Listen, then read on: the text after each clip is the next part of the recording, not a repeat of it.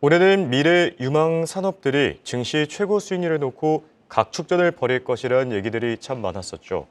특히 4월을 맞이한 시점에서 세계 증시를 주도하는 미래 유망 산업들을 대부분 대만계가 주도하고 있는 것으로 알려져 있는데요. 인구는 지금 우리의 절반 정도에 불과하고 또 국토 면적은 경상도에 불과한 대만이 왜 미래 유망 산업을 주도하고 있는지 우리 경제 그리고 증시에도 시사하는 바가 참 많다고 생각합니다. 오늘은 이 문제를 주제로 얘기 나눠보겠습니다. 도움 말씀에 한국경제신문의 한상춘 논설위원 나와 계십니다. 안녕하십니까? 네, 안녕하십니까? 자, 뉴욕 증시도 이제 4월 첫 거래를 맞았습니다. 지금 연준 그리고 파월에 대한 믿음이 많이 약화됐다고 하는데 어떻게 생각하십니까? 네, 오늘 다전 시장에서 관심사는 반감기 시작되는 첫날이기 때문에 비트코인 가격이 어떻게 될 것이냐 하는 그렇죠. 이 측면이었는데요. 비트코인이 아까 김천 PD께서 보여주셨습니다는 7만 달러 밑으로 다시 떨어졌죠. 6만 9천 달러. 이게 한 주에는 장중간 때는 저희들이 볼 때 한 6만 8천 달러대까지 이렇게 급락하는 모습을 보였는데요. 이 요인이 뭐냐? 결국 미국의 국채금리가 올라가면 비트코인이 떨어질 수밖에 없습니다. 그래서 페드라든가 그다음에 FOMC 회의에서는 올해의 기준금리를 3차례 정도 내릴 것이다 하는 정도의 입장을 이렇게 고수했습니다는 사실상 시장에서는 반란을 일으켰다 이렇게 됐습니다. 그 내용 가지고 시청자 여러분 오늘 시장에 반란이라는 얘기가 나왔는데요. 3월 전도표상의 중립금리 작년 12월과 마찬가지로 4.6% 정도 고수했죠. 예, 그렇죠. 그리고 지난주에는 파월이 2월 근원 PCE 가격 상승률을 가지고 이례적으로 목표치에 근접하고 있다. 스스로 자찬했다. 어제도 이제 말씀드렸습니다는 사실 시장에서는 이런 거대로 국채금리가 떨어져서 나스닥이라든가 미국의 지수가 올라갈까 하는 측면에서 보면 오늘 미국의 국채금리가 장중간 때 4.3%를 벗어나서 4.33%까지 올라갔습니다.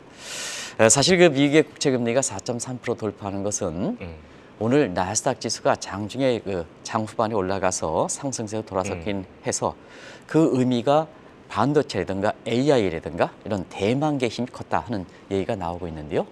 국채금리가 4.3% 돌파하다 보니까 달러 인덱스가 작년 11월 초에 105 밑으로 떨어진 이후에 다시 105대로 장중에는 105를 돌파했습니다. 그래서 5개월 만에 처음으로 장중에 105를 돌파했던 이런 상황이고요. 그다음에 비트코인 가격이 떨어졌다 이렇게 됐습니다. 결과적으로 보면 지금 시장에서는 3월에 4.6% 중립금을 고수한 부분에 대해서 상당 부분 오늘 경제 지표도 굉장히 좋게 나왔지 않습니까? 그렇죠. 우리가 이제 누차에 이 방송을 통해서 얘기하고 있습니다는 미국 경제 침체보다는 오히려 인플레이션 같은 이런 상태를 계속 고수하고 있는데요. 그런 상황이 이렇게 시장에 나타나다 보니까 파월의 의회 증언 발언이라든가 3월의 FOMC 내용들이 시장에서는 먹히지 않고 있다 이렇게 보게 됐습니다. 네. 실제로 애틀랜타 연은의 GDP 전망치도 2.8% 정도 네, 그렇습니다. 큰 폭으로 조정되기도 했었죠. 네네. 자, 그리고 워싱턴 정가에서 재미있는 얘기가 하나 있었다고 합니다. 6일 플로리다 판비치에서 열리는 트럼프 모금 행사에 과연 누가 초대를 받았냐가 화제라고 하는데요. 이 내용도 짚어주시죠. 네, 오늘 월가에서는 당연히 이 내용도 관심이 됐었죠. 4월 6일 트럼프 모금 행사인데요. 지금 모금에 시달리고 있죠. 여러 가지 문제로 인해서 바이든에 뒤지고 있는데요. 여기에 월가에서는 얼만큼 이렇게 호응을 할 것이냐. 그리고 또 한 가지는 여기에 초대받은 사람들이 한 30원 정도 되는데요. 이 사람 중에 트럼프가 집권하면 섀도우 캐비넷이 되기 때문에 그렇습니다. 그래서 공교롭게도 저희들이 바이든 정부의 섀도우 캐비넷, 그다음에 트럼프 정부의 섀도우 캐비넷 이게 말씀드린 적이 있는데 한 10일 정도 됐나요? 근데 그 내용들이 그대로 이 섀도우 캐비넷에 구성될 거로 이렇게 보고 있습니다. 초대 재무장관은 존 폴슨 헤지 펀드의 거물인데요. 이분을 좀 말씀을 드린 적이 있습니다. 우리가 이 방송을 통해서 대체로 이분으로 굳어지는 양상이고요. 차기 페드 의장은 이번에 초청되지는 않았습니다는 굳어졌죠. 아서 레퍼 전 시카고대 교수. 그다음에 이 대목입니다. USTR의 대표로는 누가 하냐? 재무장관 후보로도 거론되고 있지만 대중 강경론자인 로버트 라이하이저 이렇게 얘기하고 있는데요. 예. 사실 이 대목이 월가에서 굉장히 관심이 됐습니다. 왜냐하면 대만과의 비교해서 중국 본토를 할 때 지금 중국 본토는 일본식으로 대차 대조표에 이렇게 침체에 걸릴 것이다 하는 얘기가 예. 오늘 비즈니스 인사이트라든가 이런 데서 굉장히 대만에 대해서 중국에 대해서 굉장히 어두운 얘기들이 많이 나오고 있거든요. 예. 그런 측면에서 왜 로버트 라이하이저가 USTR 대표를 될 때에는 왜 중국이 더 어렵게 될 것이냐 하면 자막을 이거 돌려가시면 자 지금 시진핑이 지금 재정 지출을 통해서 내수를 확대해야 되는데요. 오히려 위안화 약세를 통해서 수출을 증대시키려고 그러거든요. 예. 이 전략이 자 로버트 라이하이저가 USTR 대표로 해서 대중 강경론자 하면 자 시진핑이 위안화 약세를 통해서 결과적으로 수출 증대하면 정면으로 미국과 충돌이 되겠죠. 또 위안화 약세는 달러 강세를 초래하기 때문에 또 환율 전쟁도 일으키겠죠. 그래서 이 전략은 사실 중국을 일본식 디플레 브랑으로 철개하는 시진핑의 실수가 될 것이다 이렇게 얘기가 나오고 있거든요. 그래서 지금 월가에서는 바이든 정부가 되든 트럼프 정부가 되든 중국 본토는 지고 한국 사람들이 특히 증권사들이 많이 추천하고 있는 중국 본토는 지고 예. 대만이 크게 부각될 것이다 하는 것이 지금 워싱턴에서 또 정가에서도 많이 나오고 있다 이렇게 됐습니다. 알겠습니다. 자, 이제 본격적인 주제로 한번 넘어가 볼 텐데요. 연초에 이 시간을 통해서 올해는 미래 유망 산업의 각축장이 될 것이다 이런 진단을 내려주셨어요. 벌써 4월을 맞이했고 한 3개월 정도 지났는데 단연 인공지능이 가장 많이 부각되지 않았습니까? 네, 우리가 이제 7대 미래 산업에 대해서 1월 3일자인가에 방송을 해둔 적이 있는데요. 예. 그 7대 산업 중에 가장 이렇게 돋보이는 것이 시청자분 다 아시겠습니다. 인공지능이다. 사실 1년 전에 챗GPT가 나올 때는 이게 그린슛 단계에서 윤리적 문제로 다시 시든 잡초, 옐로우 윌스가 되지 않겠느냐 하는데 그렇지는 않다. 산업적인 유틸리티 측면에서 굉장히 부각될 것이다 하는 이쪽도 말씀을 드렸었는데요. 지금은 완전히 활짝 이렇게 꽃을 폈죠. 예. 자, 그런데 이 인공지능과 관련해서 시청자 여러분 아시겠습니다만 AI와 공급 확대 관련해서 AI와 반도체를 서로 이렇게 주도하는 게 대만계다 하는 것은 잘들 아실 거로 생각합니다. 그래서 한국도 이와 관련돼 있기 때문에 한국의 정책적인 측면에 지금 최상복 부총리라든가 이런 분들이 이제 총선이라는 특수한 환경이 있지만 이게 이렇게 중요할 때 이렇게 존재감이 없다 이렇게 하는데요. 예. 경제 정책을 어떻게 모색할 것이냐, 지금 성장 정책에는 모색할 것이냐 하는 측면에서 우리와 비슷한 AI와 반도체 결합 성장 모델이 되려면 대만의 경제 산업 이런 기업 정책 관련해서 어떻게 할 것이냐 하는 측면을 김치현 PD가 자막을 한번 보여주실 거로 생각됩니다. 그 내용들이 이제 한번 보면 일단 제조업이 바탕이 돼야 된다. 예. 자막 좀 보여주시기 바랍니다. 제조업이 바탕이 돼야 된다. 이게 굉장히 중요합니다. 왜냐하면 세계적으로 지금 제조업 부활 정책을 하고 있거든요. 미국도 그렇고 일본도 그렇고 독일도 그렇고 다 명칭이 다 다르죠. 제조업 부활 정책. 예를 들어서 미국은 제조업에 대해서 굵기 정책을 취하고 일본은 제조업에 대해서 부활 정책하고 그다음에 독일은 제조업에 대해서 매그네틱 정책을 취하고 있지 않습니까? 예. 이런 동승한다. 두 번째는 AI와 반도체 융합 수출한다. 이게 6차 산업을 지향하는 거죠. 이 대목이. 그러면 공급망끼리 서로 연결시킨다는 얘기입니다. 예를 들어서 미국의 엔비디아는 대만 본토의 TSMC와 서로 연결시킨다는 요 연결망 네트워크 시스템에 의해서 올라간다. 대외 정책은 사실은 중국은 이렇게 우리보다도 중간자 입장에서 아주 틈바구니에 껴 있습니다. 중국 본토와 대만과 미국과 중간에 서 있지 않습니까? 아주. 그런데 경제 의존도는 중국을 높게 가져가면서도 동맹국 체제에서는 미국과의 동맹 관계를 잘 유지하고 있거든요. 그래서 지정학적 섬의 위치를 잘 활용하고 있는 대정책이다. 우리 입장에서도 지금 지정학적 얘기를 한국 경제 성장의 정책 요인으로 하는데요. 대만 같은 경우는 이걸 잘 뚫고 있다 하는 걸 말씀드리겠습니다. 예. 그리고 대만의 적극적인 지원 정책입니다. 야당과 여당, 이번에 대만의 총선에서도 얼만큼 야당과 여당 간에 중국 본토를 놓고 갈리겠습니까? 근데 기업 정책만큼은 빅테크 성장법에 해당되는 테크레시 문제를 대만에서 없을 정도로 여와 야가 합심해서 기업 정책을 추진한다. 자, 그런 상태에서 대만이 지금 많이 부각되죠. 예. 아까 홍익국께서 입증했습니다. 성장 조건에서 보면은 국토 면적이 우리 경상도에 불과합니다. 인구도 한국의 절반에 불과합니다. 예. 곧 조그만 경상도 땅 따라가 지금 세계 산업계를 증시에서는 올해 최고 승리를 내고 있다. 한번 많은 시사점을 던져주는 게 아닌가 생각합니다. 알겠습니다. 자, 결국에는 인력이 가장 중요하다 이런 생각이 드는데요. 요즘 들어 대만계 창업자 그리고 CEO들 이 산업 각 분야에서 두각을 나타내고 있는데 구체적으로 어떤 인물들이 있는지 알려주시죠. 네, 요즘 이 배경 화면에 대해서 예. 아마 회장님들이 굉장히 이게 화제가 되고 있어요. 우리 김희재 에이드가 오늘도 고생을 많이 하셨는데요. 예. 이 사진 찾기가 곤란했을 아, 겁니다. 그렇습니다. 예. 근데 이분들이 전부 세계 산업계라든가 증시 월가를 주도하는 사람들이다. 다 면면은 다 아실 거로 생각합니다.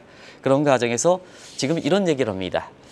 자, 과거에는 금융 유대인, IT업은 인도인인데 지금은 AI 반도체 관련해서 가장 대만계가 주도하고 있다. 그래서 유대인, 그 다음에 IT, 인도인, 그리고 지금은 대만인이 더 부각되고 있다 이렇게 볼 때 있습니다. 그 중에서도 올해 최고 수익률을 내주는 세계 증시 입장에서는 대만계 앙트레프레너, 앙트레프레너라는 용어가 있는데요. 예. 이건 좀 나중에 설명드리겠습니다. 그러면 세계 산업계라든가 증시에서 최고 수익률을 내는 대만계 앙트레프레너의 대표적 사람은 무엇일까 하는 측면은 자, 올해 최고 수익률을 갖다 주고 있죠. 작년에 이어서 엔비디아 창업자 제넌스 랑. 그다음에 세계 1등 반도체 성장 기업으로 올라왔던 TSMC의 모리스 창, 그리고 서학개미의 최고 승리를 가져다 주고 있는 AMD의 리사 수하고 좀 지나가긴 했습니다는 야후의 제리양이라든가 폭스콘의 코타임이라든가 유튜브의 스티브 차만이라든가 최근에 서학개미 상시에서도 굉장히 보유 비중이 높아가고 있는 슈퍼마이크로 컴퓨터의 찰스 리양, 이런 분들이 전부 대만계 앙트레프레너다.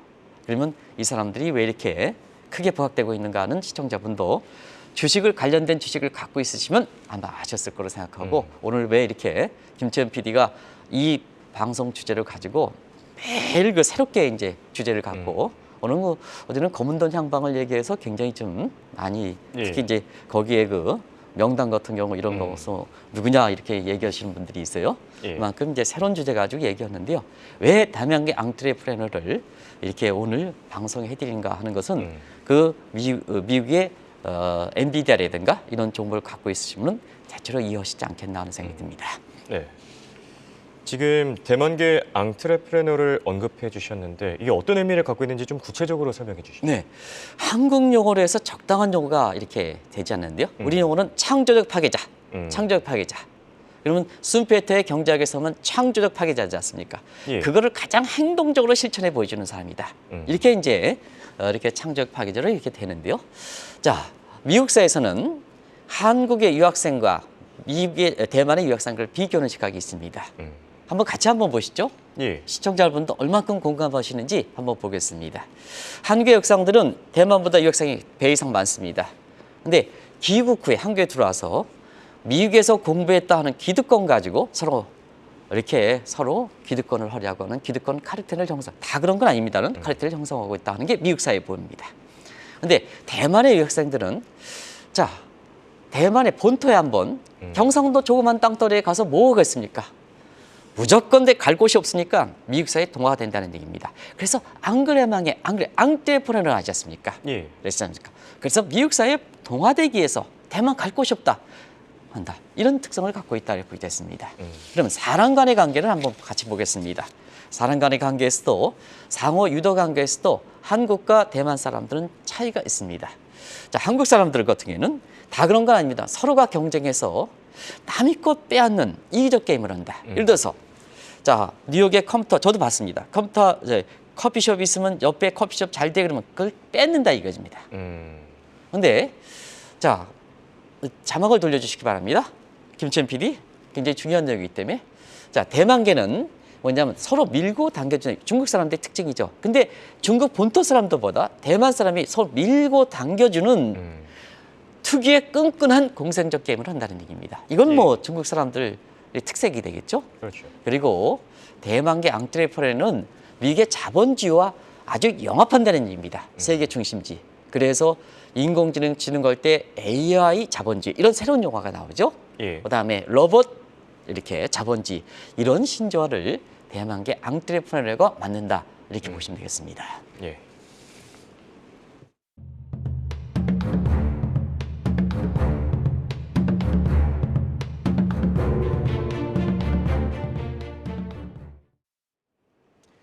대만계 출신들이 최근 들어서 여러 산업군으로 이동하고 있습니다.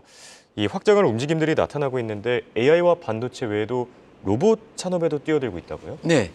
로봇이라는 것은 저는 뭐 산업의 전문가는 아닙니다는 방송을 위해서 또 1월 3일 날 진단했던 내용에 많은 산업계의 동향 가지고 여기 반성할 때 로봇은 인공지능과 필수적으로 결부되어 있지 않습니까? 그렇죠. 그리고 인공지능의 강점을 갖고 있다는 것은 그만큼 뭐냐?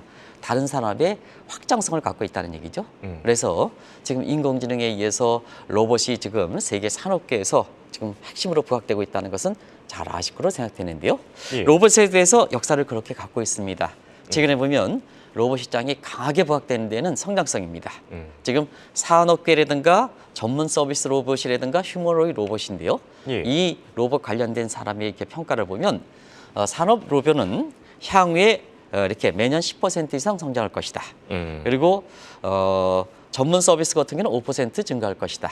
특히 이제 휴머노이드 로봇입니다. 예. 우리나라에서도 이 분야에 대해서 빠르게 성장하고 있는데요. 매년 25% 증가할 것이다. 이렇게 되고 있거든요.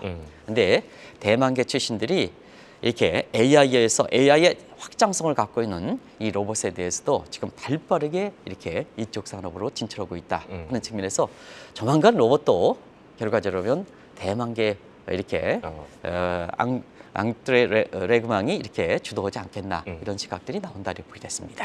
네.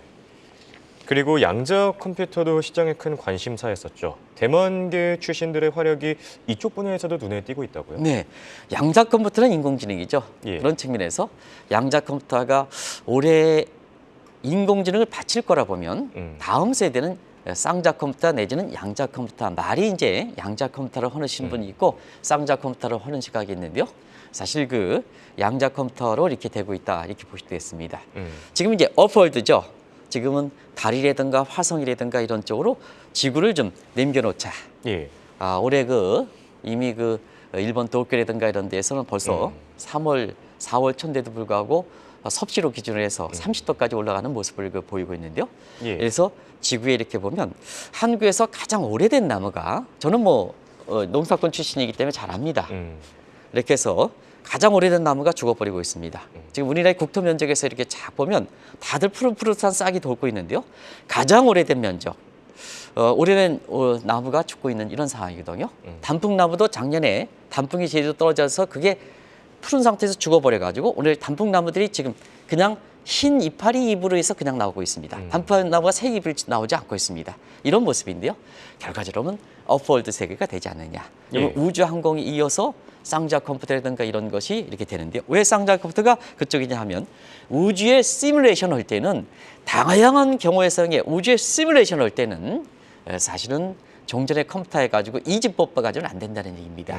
바로 영과 일의 결합 큐피드를 이용한 무한한 종전의 컴퓨터의 처리 속도의 1억 배 이상 가지고 있는 이 분야가 결과적으로 모든 분야의 응용 분야, 그것이 재료과학이든 유전자 배열이든 아니면 우주항공의 산업이든 이런 쪽에 기초가 돼야 되지 않느냐 한 측면에서 인공지능 이어서 주식시장에서는 가장 이렇게 핵심으로 부각될 것을 보는 것이 쌍자 컴퓨터, 양자 컴퓨터를 이렇게 보고 있습니다. 근데 사실은 그 양자 컴퓨터, 쌍자 컴퓨터에 대해서는 이렇게 경우의 수를 모두 하면 가장 복잡한 것이 사람이지 않습니까? 그렇죠. 가장 사람이 복잡하니까 이런 경우의 수를 이렇게 대서 빠른 속도로 인간이 갖고 있는 여러 가지 암이라든가 이렇게 치매라든가 이런 쪽에 사람이 갖고 있는 여러 가지 병들을 치유하지 않겠느냐 해서 인류의 수수께끼를 풀 수 있다 하는 측면이 쌍자 컴퓨터의 가장 장점이죠. 왜냐하면 사실 그 워렌 버핏이라든가 에서는 가장 오랫동안 갈 수 있는 게 뭐냐 하는 측면에는 사람 냄새 물씬 풍기는 업종들 사람에서 떼어나지 않으면 안 된다 하는 측면에서 이런 사람 냄새 물씬 풍기는 업종을 가장 선호하는 입장이거든요. 그런 상태에서는 사람의 인류의 가장 수수께끼를 풀어줄 수 있다 하는 측면에서 많은 첨단 산업 중에서는 사람의 가장 이렇게 친밀한 업종이 이렇게 쌍자 컴퓨터가 되지 않느냐 하는 측면에서 첨단 기술이 부각되고 이것이 오랫동안 간다면 홍영커가 주식 투자하면 가장 높은 수익률이 되겠죠. 그런 측면에서 이렇게 인공지능이라든가 이런 측면에 이분들이 굉장히 선도하는 입장에서도 차세대 산업에 대해서 관심들이 상당히 많은데요. 지금 상태에서는 앞서 말씀드린 것이 휴머노이드 로봇에 이어서 쌍자 컴퓨터, 양자 컴퓨터 쪽으로 다음에 사업 계획을 발빠르게 모색하는 것이 지금 감지되고 있다. 이렇게 보게 됐습니다. 예. 그런데 궁금한 점이 하나 있습니다. 이렇게 대만이 부각되면 부각될수록 시진핑 주석 입장에서는 참 곤란스럽거나 좀 싫어하지 않을까 생각이 드는데요. 특히 테크래시를 많이 강화한 인물 아닙니까? 네, 그렇습니다. 지금 전 세계적으로 보면 빅테크가 성장할 수밖에 없죠. 예. 빅테크에 대해서 여러 가지 법인세력이나 상속제에서 우리 것처럼 이렇게 여기에 규제하는 뭐 독과점식으로 때리는 게 아니고 세제가 높은 것도 테크래시입니다. 예. 빅테크의 성장성을 저해하는 거거든요. 우리 그렇죠. 총선에서 국회의원분들이 잘 이렇게 한국의 그 후손 세대들을 이끌을 수 있는 좋은 사람들을 이렇게 해야 되는 것도 바로 세제 문제 이런 문제도 빨리빨리 이것을 좀 정리해야 되거든요. 근데 중국은 직접적으로 규제한다는 얘기입니다. 그렇죠. 그 내용들은 아마 다 아실 겁니다. 그래서 빅테이크 규제라든가 해외 상장 규제라든가 반독점 규제라든가 금융의 규제라든가 금융의 규제에서는 이미 중국의 인민은행까지도 시진핑 손안에 장악하는 모습이죠. 지배구조 개정 규제 문제라든가 예. 이런 것이 되는데요. 자, 중국 본토에서 요만한 땅덩어리, 경상도 땅덩어리라면 중국 본토에 비해서는 얼마큼 적은 땅덩어리입니까? 근데 여기가 부각되면 시진핑 입장에서는 굉장히 치욕이 되는 거죠. 근데 대만은 왜 이렇게 테크래시 문제를 극복할 수 있느냐 하는 측면에선 전폭적으로 여야 의원들이 전폭적으로 지원해 준다. 요 조그만 땅덩어리가 세계 산업계를 들려면 뭐가 가지고 선거에선 갈기갈기 찔려도 이런 의회 입법이라든가 이런 측면에선 전폭적으로 지원한다. 이 내용이 지금 대만계가 한국의 인구의 절반인데도 불구하고 부각되는 요인이다. 많은 총선 이후에 우리 여야의 국회의원들이 많은 시사점을 던져주는 대목이다. 이렇게 보게 됐습니다. 예, 맞습니다. 얘기를 듣다 보니까 참 이 우리나라에게 주는 시사점이 참 많다 이런 생각도 드는데요. 대만을 본받아야 된다 이런 목소리가 나오는데 왜 그렇습니까? 네, 지금 한국의 여러 가지 이제 우리가 한국의 성장에서 제어회를 보면 항상 단순 생산하면서 가지고 이렇게 제가 말씀드린데요. Y는 이꼬로 LK에서 A를 이렇게 해서 가지고 부여하는데요. 자, 한국 보겠습니다. 인구. 우리도 인구 절벽 맞고 있습니다. 예. 자본도 우리의 생산성 있는 자본은 전부 미국으로 빠지고 있습니다. 한국은 뭐냐? 노후시설 되고 있습니다. 그리고 은행 구조들이니까 자본 조달 구도도 정시가 아니라 여전히 담보가 필요한 은행이 가고 있습니다. 예. 총요산성성 총선에 이게 가는 과정을 보면 전뭐 정색을 띠지 않습니다는 우리 국민들이 여야가 이렇게 총선을 갖는 과정을 보고 우리 국민들은 어떻게 느낄까? 저는 답을 띠지 않겠습니다. 특히 방송을 이렇게 이끌어 가시는 김치현 PD께서는 정치색을 하지 말아라 하는 얘기를 좀 항상 말씀드리는 옳은 방향이고요. 그런 과정에서 시청자님 맡기겠습니다. 이게 이제 한국의 미래 관련해서 어떻게 이게 될까? 국민이라는 사람은 걱정이 되는 상황이거든요. 그렇죠. 네, 그런 과정에서 지금 경제 강요들이 지금 가장 중요시 나오느냐? 예. 정책시장 나오지 않습니다. 최상목 부총리 나오지 않습니다. 됐습니다. 지금 가장 해서 나올 시점이거든요. 그런 시점에서는 한국이 대만보다도 인구가 이렇게 2배 이상 많고 성장에 이렇게 정체성을 보이고 있는 이런 데서 경상도 땅덩어리에 해당되는 대만이 이렇게 부각되는 데는 우리도 대만 우리보다 낫지 않느냐 이런 것보다도 지금 한국의 제1의 성장도약, 대기업의 성장도약이 지금 정체 상태를 맞는 상태에서 왜 대만 사람이 부각되는가? 이것도 한국의 여건에 맞춰서 하나의 제2의 성장 모델로 발전시키는 것도 중요하느냐 이렇게 보고 있습니다. 그래서 한국은 아직도 대만의 우월적지이다 하는 것보다도 예. 남이 좋은 것은 우리가 적극적으로 받아들일 필요가 있습니다. 월가에서 주목되고 있지 않습니까? 그런 측면에서 한번 대만계 성장 모델을 제가 자세한 자료들을 다 갖고 있는데요. 오늘 방송 시간 20분 만에 다 제시할 수 못해가지고 이렇게 내겠습니다. 이제는 우리가 배울 때다. 대만을 경시할 때가 아니라 우리가 배울 때다 하는 것을 꼭 좀 말씀드리겠습니다. 알겠습니다. 지금까지 도움 말씀의 한국경제신문의 한상춘 논설위원이었습니다. 네, 고맙습니다. 네, 고맙습니다.